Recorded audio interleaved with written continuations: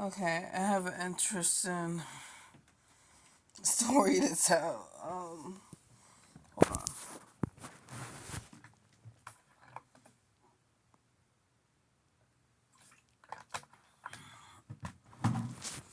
This is a true story, believe it or not. I wish it wasn't true, but it is.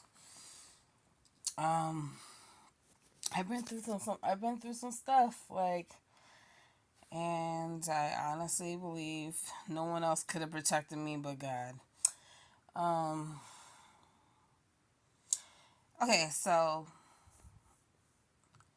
I was introduced to this guy,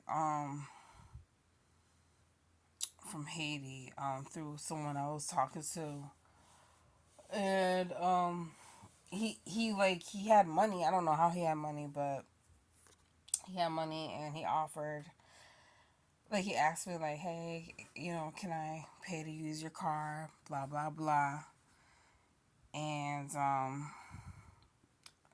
in the beginning, when he asked to use my car, he said, you can even like ride with me, and I'll still pay you.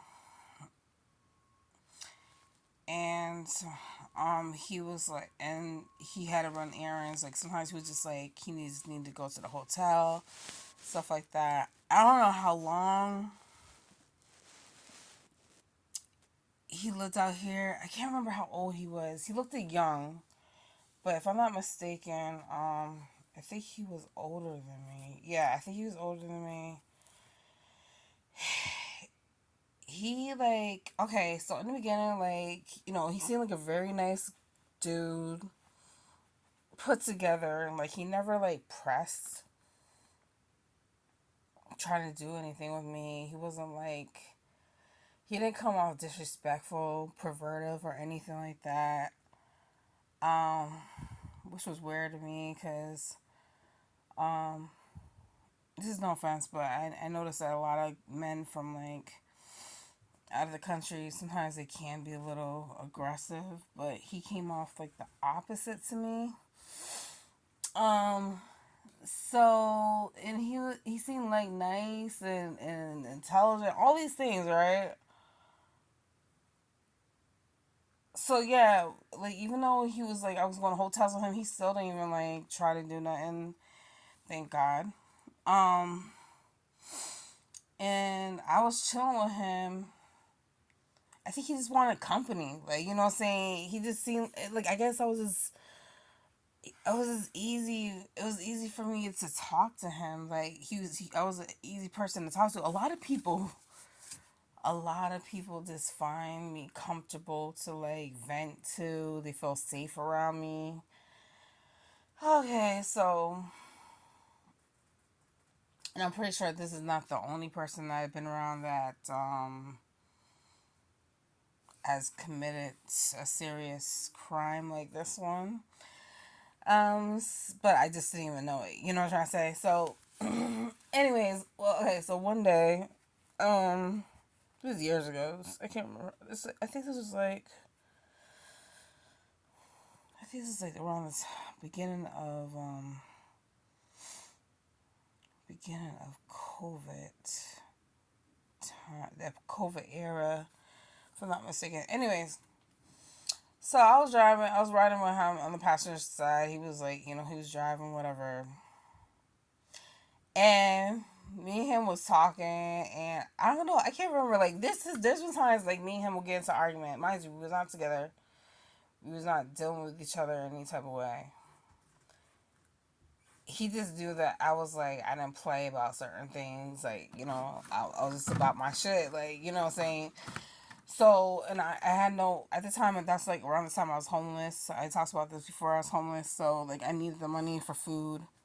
Um, so most of the time I would just be like, hey, if you could buy me something to eat, you know, I'll let you, like, I was getting, like, I was so used to him, like, using the car, even with me in it, it got to the point where, like, I trusted him enough to take the car without me in it, and he always brought it back. Um,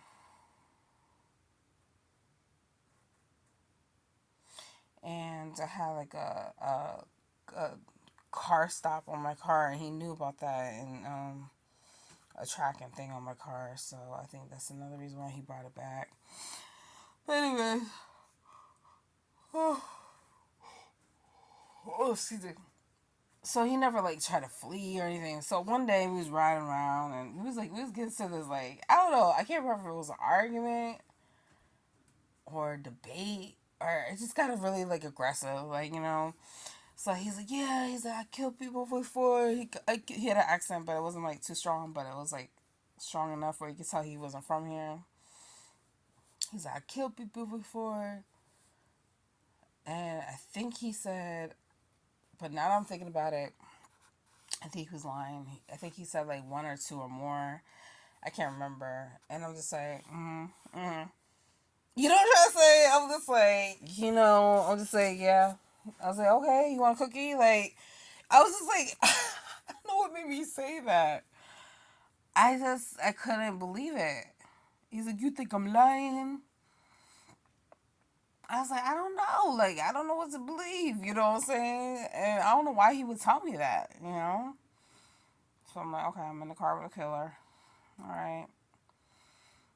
So it was just hard for me to believe for some reason. Like.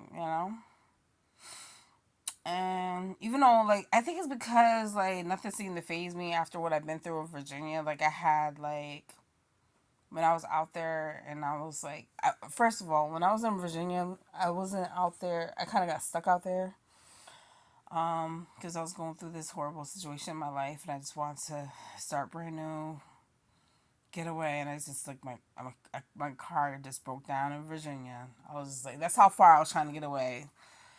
And I seen this man when I was out there. I met this guy. Things were going well at first, and he was talking to someone that he knew, and he crossed the street. Oh no, sorry. Before this happened, I was hanging out with this guy, and nothing happened. Thank God. He tried, but nothing happened. And I was hanging out with his girl cousin at his girl cousin's house, and she let me spend the night. All of a sudden, like I was sleeping, and her man, her baby father, popped up in the room and pointed a gun to my face. And I'm just like, I woke up to a gun to my face, and I'm like, what the hell is going on? I was like in a deep sleep. I was tired because I was like ripping and running on the streets, like, excuse me, I was so tired. I just wanted some sleep, like, so I had nowhere else to go. It's kind of hard to get on your feet if you're not like if you was never born in Virginia, so it's kind of hard to get help. There's shelters out there, but it's like it's a process. Sometimes you can only stay in there for so long. You gotta leave for hours out of the day. Come back at a certain time. It's a process, but eventually, I even slept on the streets. Like I slept on the streets. I was exposed to a lot of things, but thankfully I was protected by God, and I thank God for that. So, anyways, so they pointed the gun to my face. I woke up to a gun to my face, and I was like, huh? Like, what is going on? So I woke up, walked up to them, and then I was reaching for the gun, and they're like, yo, you crazy? There's a real bullet in here. I was like, what? And they showed me the bullet. It was like a gold bullet. I'm like, oh, and I just went back to sleep. Like, yo, this shit crazy. Like, I don't know. I heard a voice tell me to do that, so I think that was God telling me to do that to put some fear into them, and they didn't shoot me. And then after that, I just left and never went back. And then after that, when I started talking to this guy, I was with him for like almost 2 years. Pretty much for like around that time, like after that time, he was a decent guy. Met him at a church. He was young, but he'd been through some things, but he was a decent, attractive guy. And then I'm gonna get to the serial killer in a moment. Um, so he was a decent guy. He just needed some guidance or whatever. So he helped me out. Actually, he helped me get on my feet. If it wasn't for him, I thank God for him. But so we was at this program, and that he had to go to, and they helped him out with some things like to get on his feet, whatever. They paid for his hotel. They paid for his laundry, stuff like that. Um,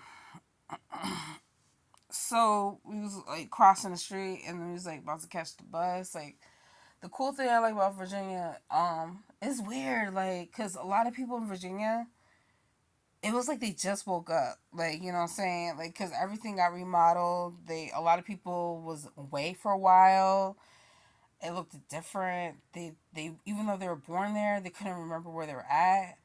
The weird thing about it is that I think I mentioned this before. Like when I was out there, I felt like I'd been there before, and then I didn't even know that it was like the main state of like slavery and things like that. It's crazy how much you just don't know.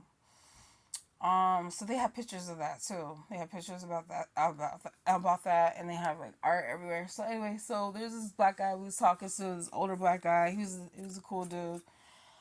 Um, so that's the thing about me. Like I feel like the reason why I'm not afraid to talk to anybody is because when I was little, my dad would say like every time you see a black person, say hi, which is like not a good thing to tell your child, but he was just trying to tell me like show love to the black people, like. But I don't know. So anyway, so the black guy was like, trying to talk to us, and he's crossing the street. I feel bad about this, but he ended up getting hit. Like it's like this white woman just like sped up on purpose and just hit him. She got out the car. She started screaming, crying.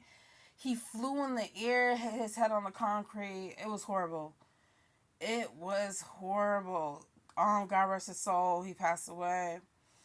I felt so bad about that. It just came out the car. She came out of nowhere. She was going too fast. Like she probably was going like 60 to 80 in like a 15 to 25-mile lane type thing. It wasn't even on the highway. It was like on a main street. Like, um, so that was insane. That was insane. By the time he noticed and looked, ooh, when I say he flew, wow. So it kind of traumatized like my boyfriend at the time, and I didn't realize it. It traumatized him. Um, so fast forward a few months later, and me, I seen people die before my because I was in the healthcare field, and I seen my father hit his head on the stairs and had a seizure when he was sick. When he was he used to have seizures, and every time he tried to go up the stairs or down the stairs, he would hit his head and have a seizure. And I remember calling 911. So I seen so much.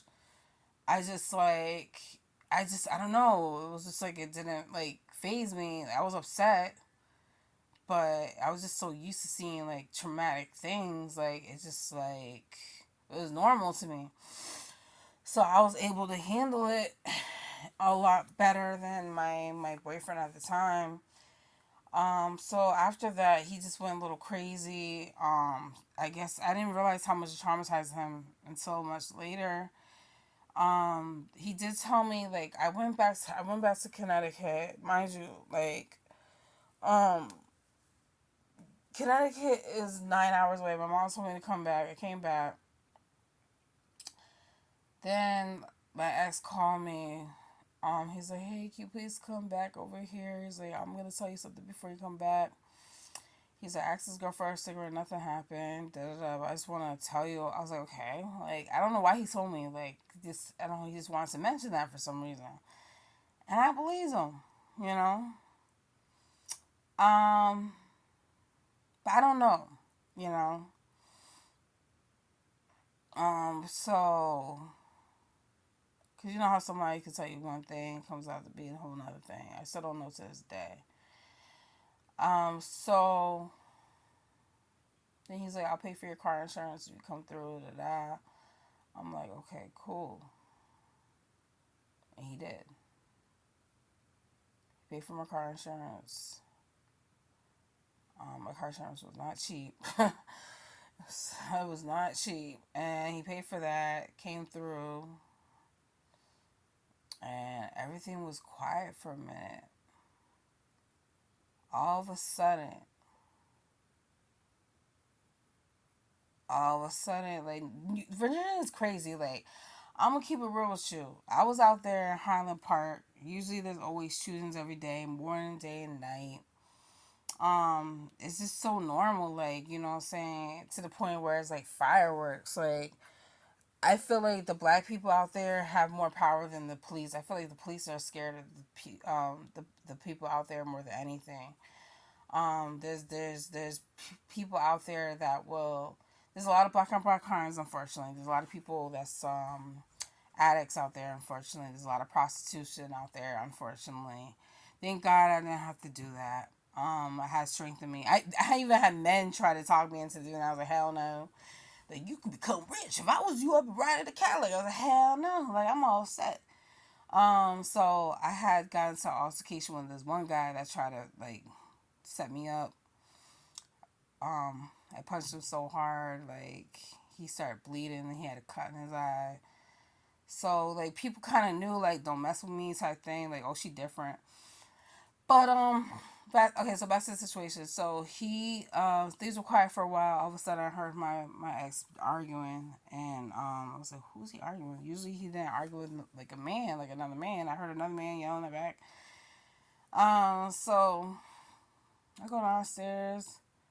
And he's like, yo, don't you ever ask my girl for anything. Like, oh yeah, mind you, like, before this happened, me and him was sitting in the car. Me and him was sitting in the car and whatever, chilling, like we usually do. Just chilling, talking, listening to the music, just bullshitting around type thing. And, the girl that he's telling me about, mind you, I had a conversation with her before, but it was brief.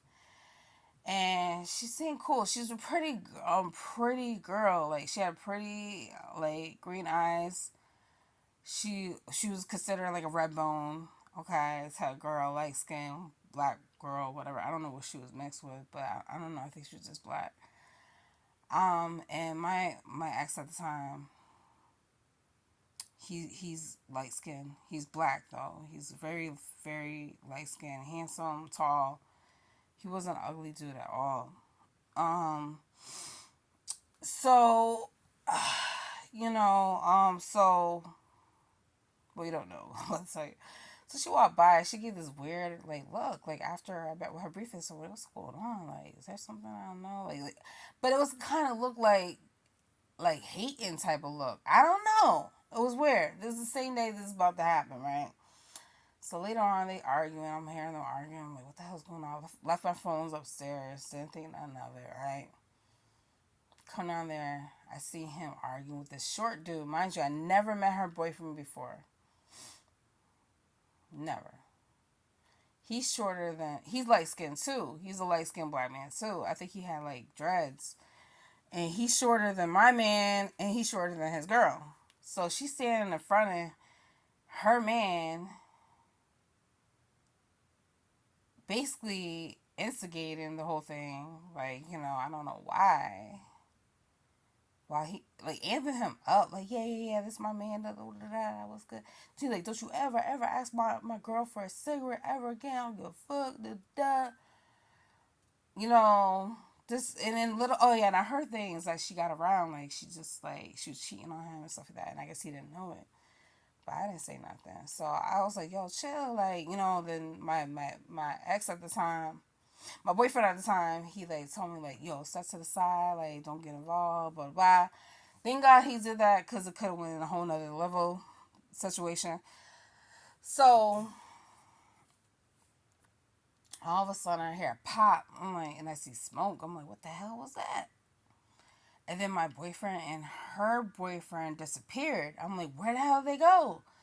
I'm looking around and I look around and I see blood on the floor. I'm like, oh my God, like somebody got shot. And I run upstairs. I immediately run upstairs, grab my phone, call 911. Then I notice that she got shot. Cause she racing, pacing back and forth. I'm like, she hold her head. I'm like, what's going on? I was like, oh my God, she got shot in the head. Well, actually, I didn't know where she got shot yet at that point. But I should have put. I just never seen it like that. Like she was holding her head and whatever. And I was like, oh my God, like I was like, don't move. Like she couldn't talk. Um, she couldn't talk. She was like going like pacing a lot. So I guess like, and then I see my boyfriend at the time wrestling the guy that shot her on accident, trying to shoot him, tackle him to the ground, he was on top of him and put his hand on top of his hand with his hand still on the gun, and he was like yelling her name because like my boyfriend at the time told him like you shot her. And so he's like a hero, you know what I'm saying? They're trying to say I was a hero, he was a hero, like, you know.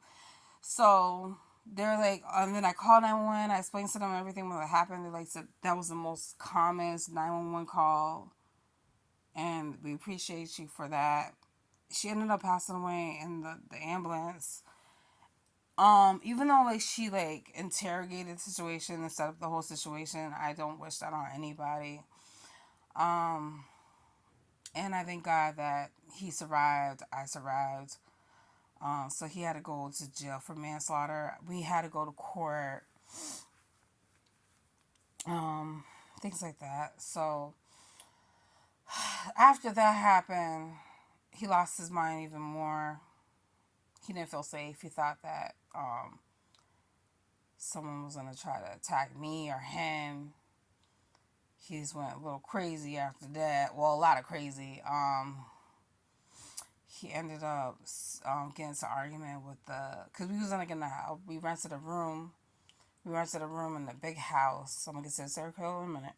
We rented a room in the big house, and he ended up stabbing the guy downstairs with a fork. It was crazy.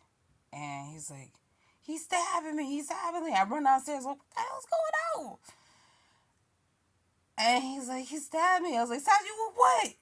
I was like, a fork? I was like, what the hell's going on? Like, so I'm thinking like he must have been on something. Like my boyfriend said he must have been on something to make him even more paranoid. He couldn't handle everything that he witnessed and experienced. Not making excuses for him. Then he comes upstairs and he's like, listen, if you leave me, I'm gonna kill you. Like, I'm like, okay, then kill me then. Like, you know what I'm saying? I'm getting to the point. And he's like, well, he's like, now that you said that, I'm not gonna do it. I'm like, yo, this is crazy. So then he's like, let me get the keys to the car. He's like, let's go. I was like, let's go where? You're not driving nowhere because he didn't have his license.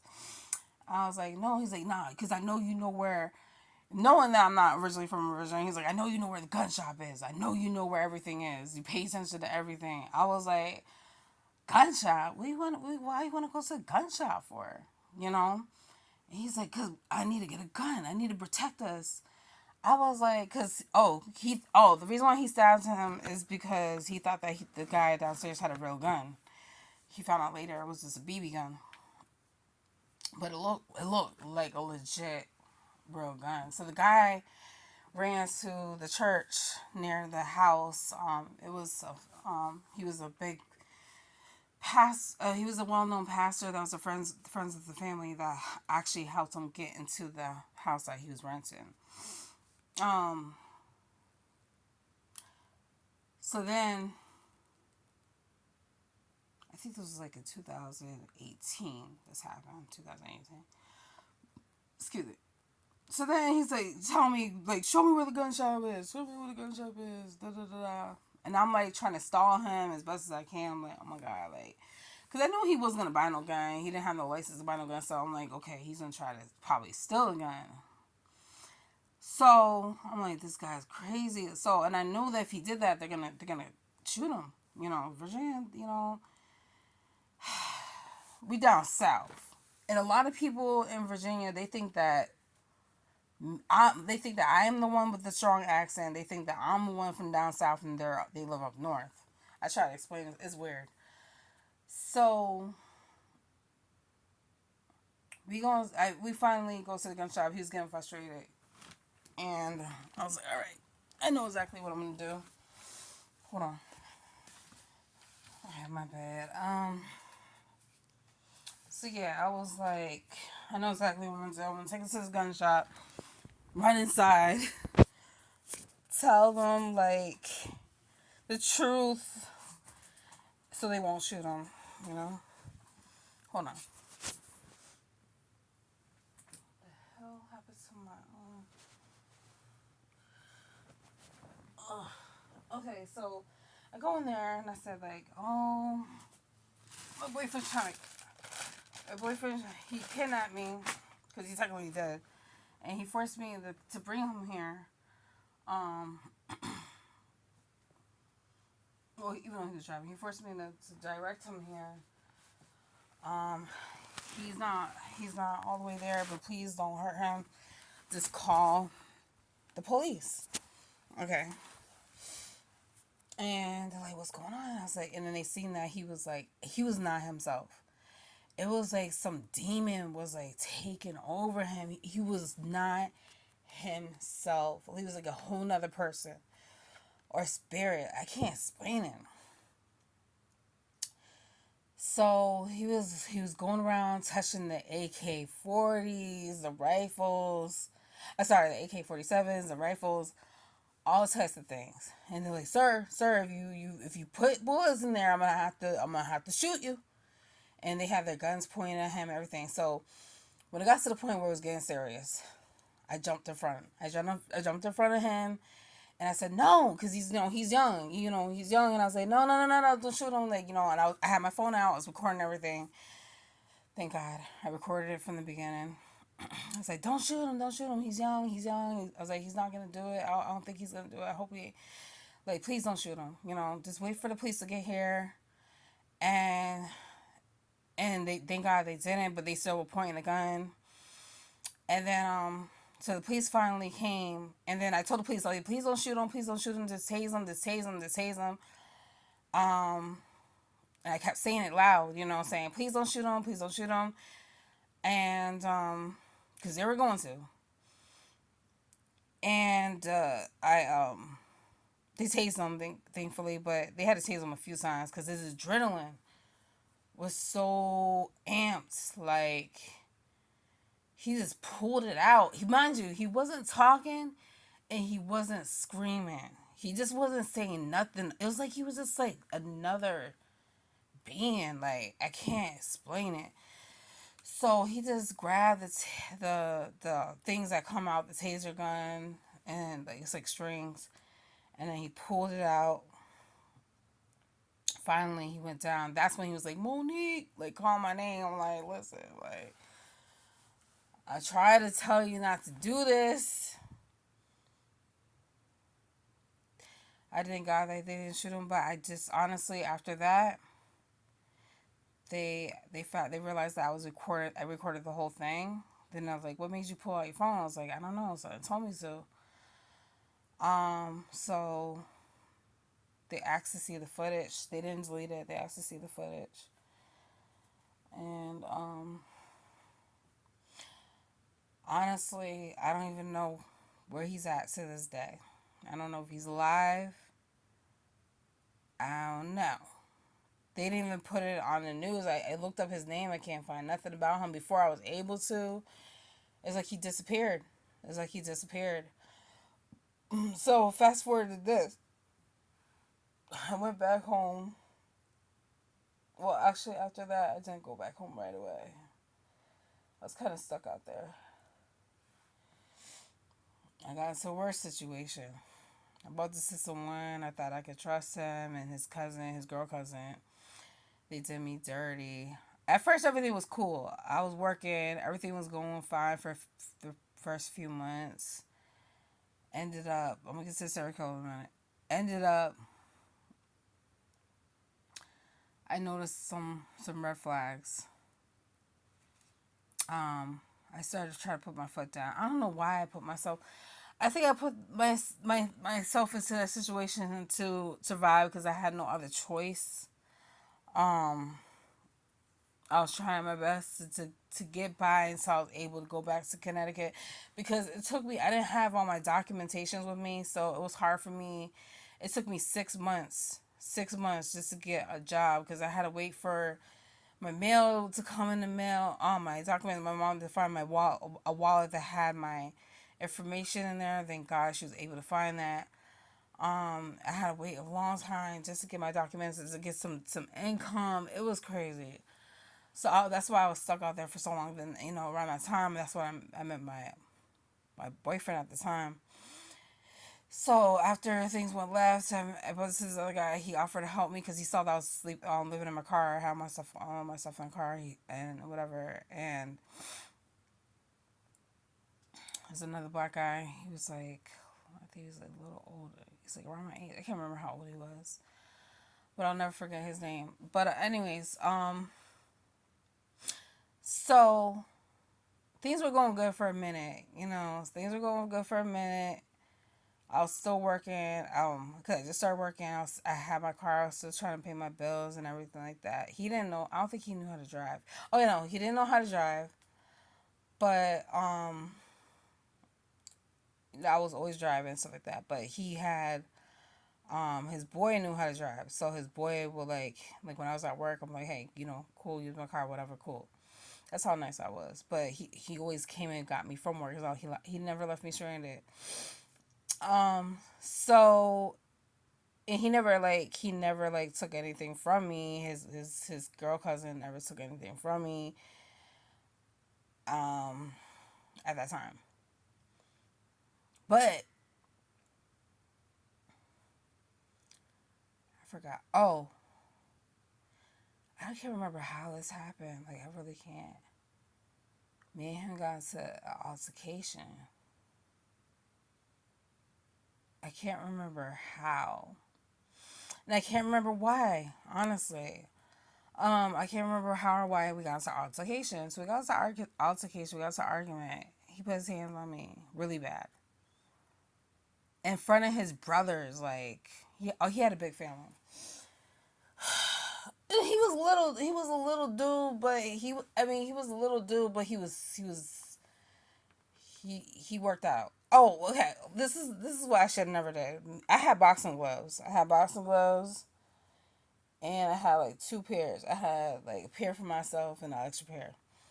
We was um we was boxing. Like we was like pretty much like shadow boxing outside. Me and him was shadow boxing. He took it a little too seriously than I did. I'm just like, yo, chill. Like then when me and his girl cousin was shadow boxing, she like really actually hit me, and then I just went in and I just hit her back. I was like, girl, we're not supposed to be really hitting each other with the freak. So yeah, so then me and him got into an argument. She didn't hit me after that, but oh yeah, I was really close. I was really close to her son. He was 9 years old. Me and him was just like